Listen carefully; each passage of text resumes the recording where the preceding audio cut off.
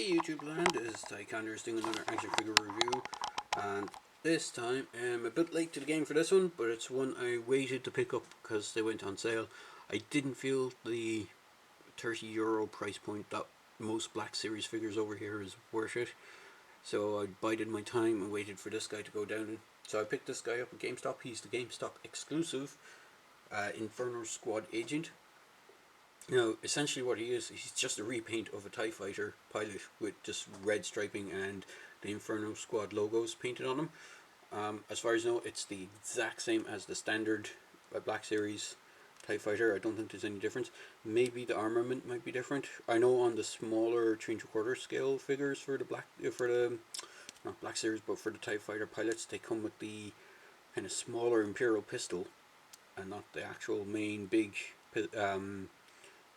was it the 11 blaster that the standard stormtroopers have, or is it the DC-15? I can never remember if it's the DC-15 or the 11, but I know this is the kind of standard stormtrooper blaster, whereas as I said, the 3 3/4 inch versions of the type pilots generally always come with the smaller kind of one that has like looks like a little magazine clip at the front, and it's more of a pistol than an actual blaster. Because you could imagine it flying around in a TIE Fighter with that strapped to your back would be fairly uncomfortable, whereas the pistol would fit more comfortable at the side.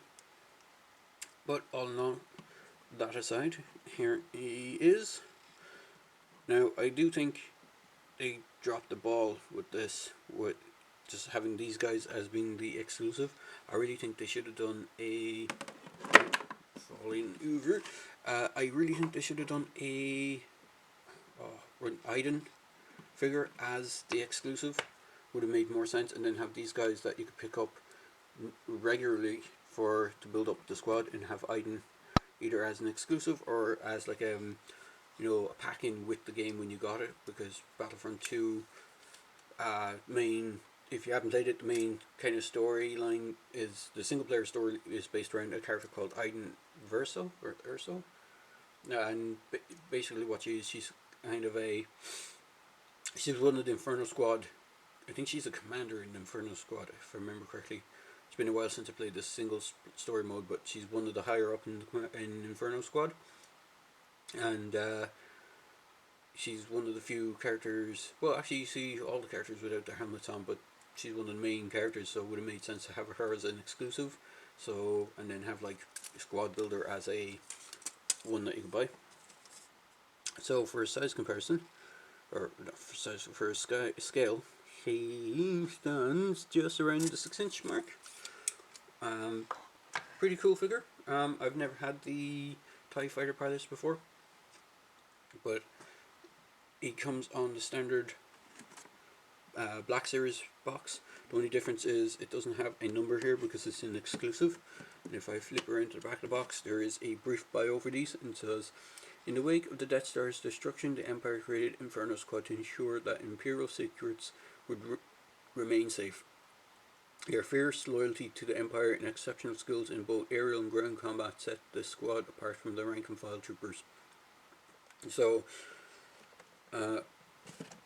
basically, it's following the first Death Star's explosion, they created these guys as like basically the SWAT, or special weapons and tactics, or whatever, Marines, or whatever equivalent you want to give them, of the Imperial forces.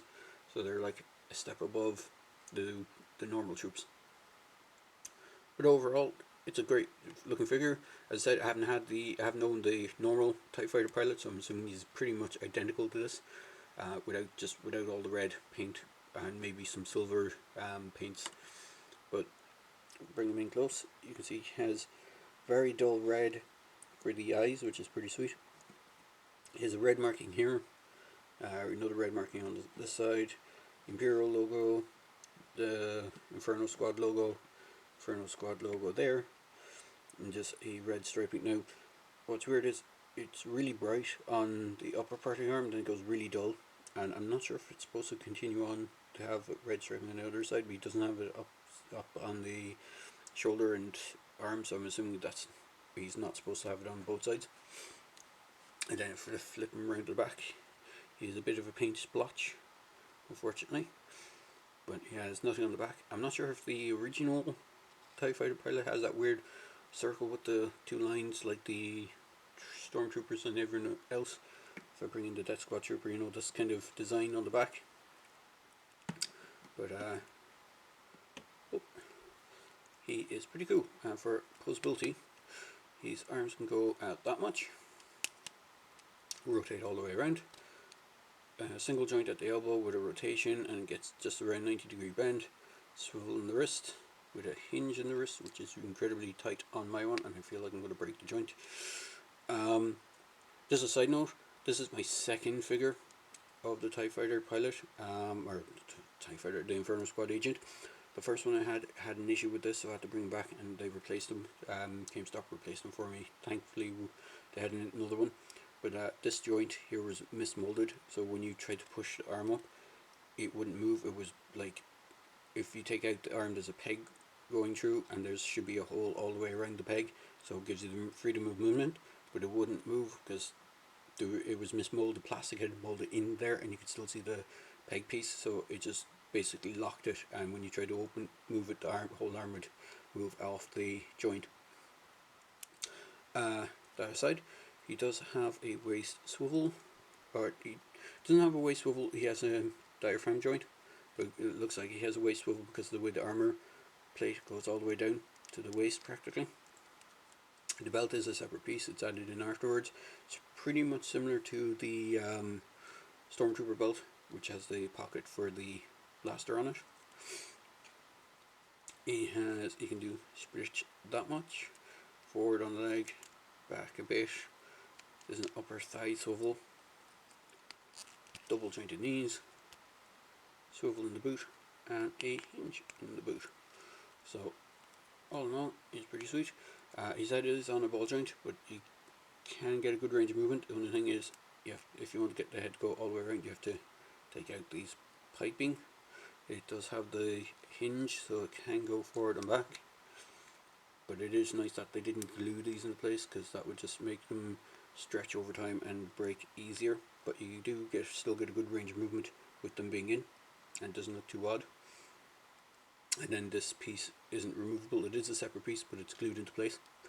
So if you really wanted to, you probably could remove it, but it probably leaves a big unsightly hole on the front of his armor. And as stated, he does come with a blaster. It is designed to fit the right hand. The right hand has a sort of trigger finger on it, so you can get him holding it, and does hold it in two hands quite nicely. So just for a size comparison, here he is with my fairly old looking now, beaten up looking Stormtrooper. This is actually one of the very first run Stormtroopers from the very first Black Series, hence why he looks so old. What's interesting is, even though it's the same mold for the blaster, they actually gave it a silver wash, whereas the original Stormtrooper ones, they were just all in black. They didn't give him any sort of metallic paint apps or anything for the first wave ones. I think some of the later ones did end up getting, like the Sandtrooper ones did get a bit of a silver wash on them. But all in all, it's the exact same blaster. And then just for another size comparison, if I stop knocking things over, there he is next to the Death Squad, which again is another specialized squad for the Empire, which are kind of like where the Emperor has the Royal Guard for his own personal guard.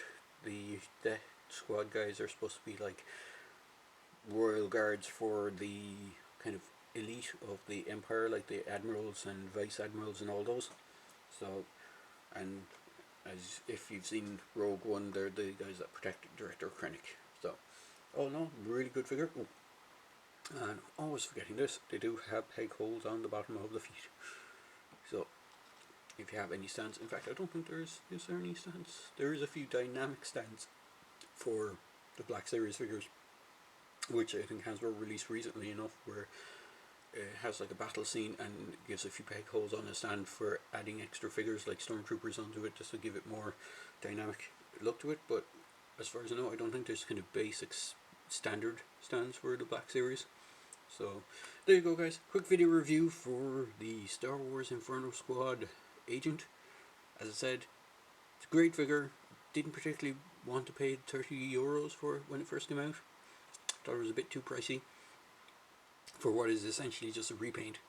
And I still think €30 over here is pretty pricey, considering most of the Black Series figures in the States are around 25 at most, $25, which roughly translates to about 22, €23 here. There's not much in the difference at this time of this recording for the exchange rate between dollar and euro, but I still think it just, the way it just hikes up the price so much when you have to import them in, I think is a bit annoying. But that's just my 2 cents. All in all, I think that it's a really good figure. I do recommend getting them. If you can get a few of them, it would probably look cool in a big squad, and then maybe customizing a few of them to have removable helmets and making a few characterized style runs. So I think one of them, if I remember correctly, had the pauldron, the shoulder pauldron that was familiar to the sergeants from the Stormtrooper sergeants. So pretty good figure. I do recommend picking it up if you can find it. They should probably still have them in GameStops. Well, I know they're selling them off in GameStop here at the moment for half price, so it's just a matter of checking which stores have them and picking them up. They've probably already been on sale in the States and been and gone maybe, so I don't know, but still worth checking out if you can get one. So all in all, good figure, and I think it's a pretty decent figure if you can pick it up cheap enough. So there you go, guys, quick video review for the Inferno Squad Agent. I hope you enjoyed this review, and as I say in my reviews, please feel free to like, comment, and subscribe to my channel. Cheers, guys.